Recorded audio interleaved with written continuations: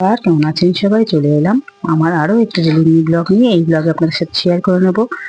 গত সপ্তাহে অফিস থেকে ফিরে এসেছি। হঠাৎ শরীরটা খুব ক্লান্ত, মাথা ধরে গেছে। মেয়ে বললো, দাঁড়াও মা, তুমি একটু ওয়েট করো, আমি তোমাকে এক কাপ কফি বানিয়ে খাওয়াচ্ছি। ভীষণই সুন্দর আর ভীষণই টেস্টি একটি কফি আমাকে খাওয়ালো। জানি না কোথা থেকে শিখেছে।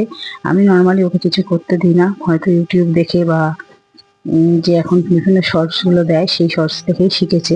তোর বাবা এইটাই প্রথমে কফি দেখুন, হবে? নাও কফিটাকে একটা খাও। ছোট বোতলে, ওই 100 150 এটা 200 যে কি মাজার বোতলগুলো হয় তার ভগবান, মধ্যে একটু সামান্য গরম জল নিয়ে কফিটাকে ভীষণভাবে ব্লেন্ড করে নিল, যাতে কফিটা এরকম ফেনা ফেনা হয়ে আমাকে গেছে। বলতে নিয়ে চলে দুধ যাবে। গরম করে নিয়েছে, নিয়ে তো কফিটাকে ওপর থেকে এইভাবে সার্ভ করে দিল। তার উপর থেকে একটু হার্সিস ছিল ঘরে, হয়ে হার্সিস গেছে দিয়ে সেটাকে এটা। একটুখানি ডেকোরেশন করে নিয়ে দিল। ওর বাবা খাবে না বলে ওর বাবার কফিতে হার্সিসটা দেয়নি, আমাদের দুজনের কফিতেই দিয়েছে হার্সিসটা। এবং খেতে কিন্তু, এই যে দেখতে পাচ্ছ হার্সিস ওপর থেকে দিয়ে দিচ্ছে হার্সিস, খেতে কিন্তু খুব সুন্দর হয়েছে। আমার কাপে দিয়ে দিলে এইভাবে গোল গোল করে, আর নিজের কাপে ফোটা ফোটা করে, ওর যেরকম ডিজাইন পছন্দ সেভাবে।